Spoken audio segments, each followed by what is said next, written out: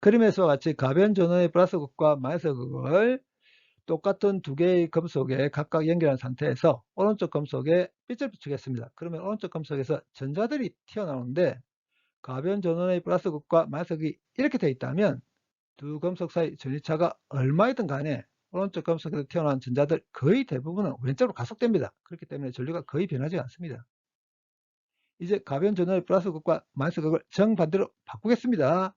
이렇게 바꾼 상태에서 여전히 오른쪽 금속에 빛을 비추겠습니다. 그러면 전자들이 튀어나올 텐데 그 전자들 중에 운동 에너지가 작은 녀석들은 어떻게 움직이게 되냐면 왼쪽 금속을 향해서 움직이면서 속력이 점점 작아집니다. 작아지다가 어느 순간 멈춘 다음에 다시 되돌아가 버립니다.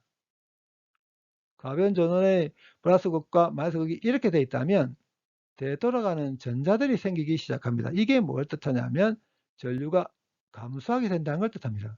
그리고 지금부터 오른쪽 금속에서 튀어나오는 전자 중에 최대 운동 에너지를 갖고 튀어나온 전자에만 관심을 갖도록 하겠습니다.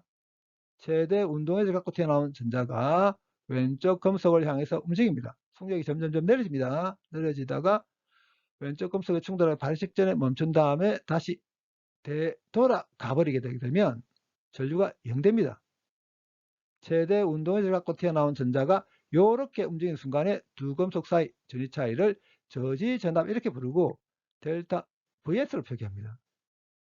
저지 전압일 때 오른쪽 금속에서의 최대 운동 에너지가 왼쪽 금속의 충돌하기 바로 직전에 싹 다 전기 위치 에너지로 바뀌어버립니다.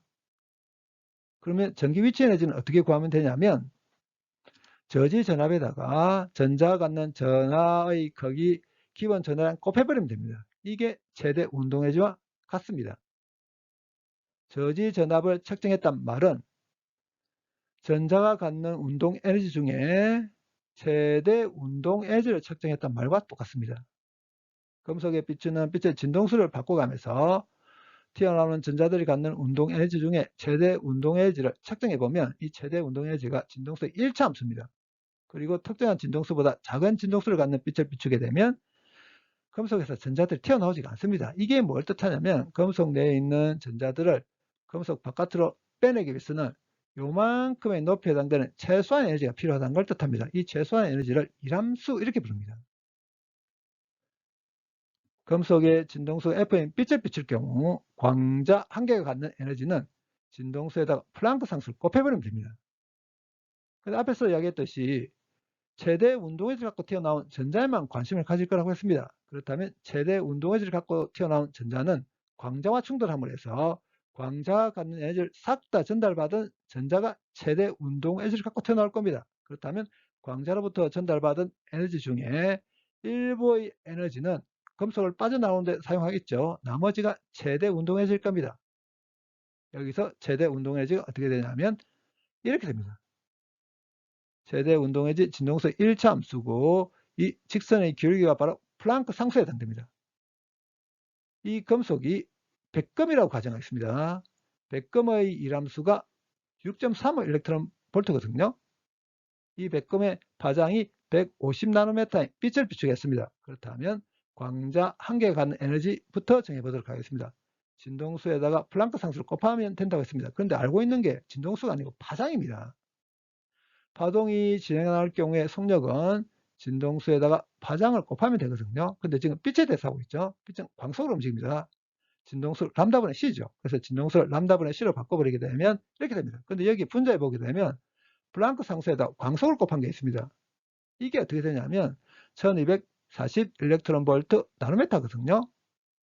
150 나노메타로 나눕니다. 그러면 나노메타에 해당되는 단위는 없어집니다. 광자 한 개 갖는 에너지 8.27 일렉트론 볼트입니다.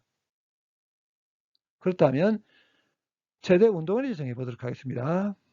최대 운동 에너지는 광자가 전달한 에너지 중에 금속을 빠져나오기 위해서 사용한 에너지를 빼야 되겠죠. 최대 운동 에너지 1.92 일렉트론 볼트입니다. 그렇다면 저지 전압을 정할 수 있습니다.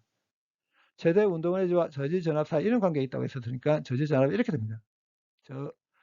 최대 운동 에너지 1.92 일렉트론 볼트. 그런데 여기 있는 이 일렉트론 볼트 1 일렉트론 볼트가 1볼트에다가 기본 전압 하나를 곱했다는 걸 뜻합니다. 그러면 여기 요 E와 기본 전압 없애버릴 수 있습니다.